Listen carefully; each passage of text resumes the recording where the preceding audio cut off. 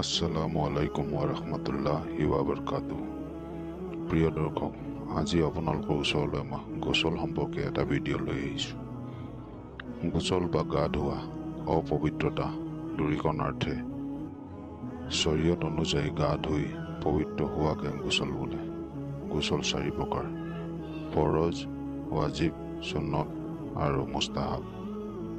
ফৰজ গোচল: স্ত্ৰী সংগম কৰিলে, স্বপ্ন দুখ হ'লে, যৌন কামনা বা উত্তেজনাবশতঃ ধাতু নিৰ্গত হ'লে আৰু তিৰোতাৰ হায়েজ নেফাছৰ ৰক্ত বন্ধ হ'লে কৰা গোচল। ৱাজিব গোচল: মুৰ্দাক মৃতকক দিয়া গোচল আৰু কোনো অমুছলমান ব্যক্তিক মুছলমানলৈ দীক্ষিত কৰাৰ সময়ত কৰা গোচল আদি। সুন্নত গোচল: জুমাৰ দিনা, 2 ঈদৰ দিনা, আৰাফাতৰ দিনা ইত্যাদি। মুস্তাহাব গোচল: শবে বৰাত, শবে কদৰ আৰু অন্যান্য ইবাদতত কৰাৰ উদ্দেশ্যে কৰা গোচল। যিসকলে মৃতকক গোচল দিয়ে তেওঁলোক মদিনাত প্ৰৱেশ কৰাৰ আগত মুজদালিফাত মিনাৰ প্ৰান্তৰত শিলগুটি দলিওৱাৰ সময়ত হাতীত গোচল কৰা মুস্তাহাব। গোচলৰ 3টা ফৰজ: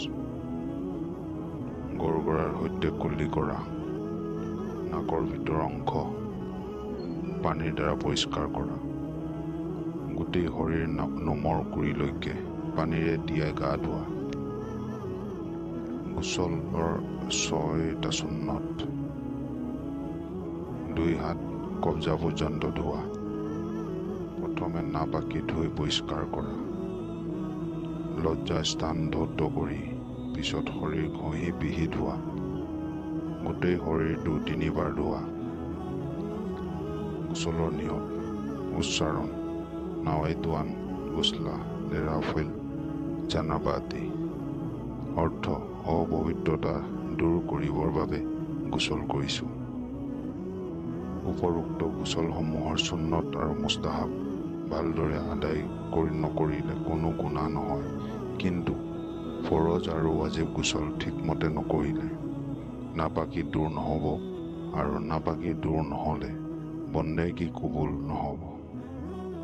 এনে হ'লে মানুহ সদায় গুনাহগাৰ হৈ থাকিব। পুৰুষ বা তিৰোতাৰ হাতত, ডিঙিত, নাকত বা কাণত অলংকাৰ আদি থাকিলে ভালদৰে লৰাই চৰাই ধুব লাগে, যাতে অকণো ঠাই শুকান হৈ নাথাকে।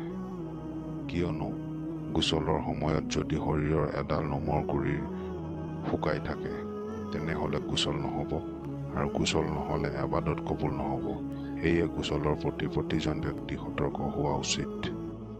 মোৰ মৰমৰ মা ভনী আৰু ভাই বন্ধুসকল, যদি এই ভিডিঅ'টিয়ে আপোনালোকৰ কিবা উপকাৰ কৰিছে তেন্তে ভিডিঅ'টো এটা লাইক কৰিব। ভিডিঅ'টো স্বভাৱৰ খাতিৰত বেছিকৈ শ্বেয়াৰ কৰিব। মোৰ চেনেল ইছলামিক সবক ছাবস্ক্ৰাইব কৰিব, লগতে কাষত থকা বেল আইকনটো টিপি দিব, যাতে মই যেতিয়াই নতুন ভিডিঅ' আপলোড কৰিম তাৰ নটিফিকেশ্যন সকলোতকৈ আগত আপুনি পায়। আল্লাহ হাফিজ।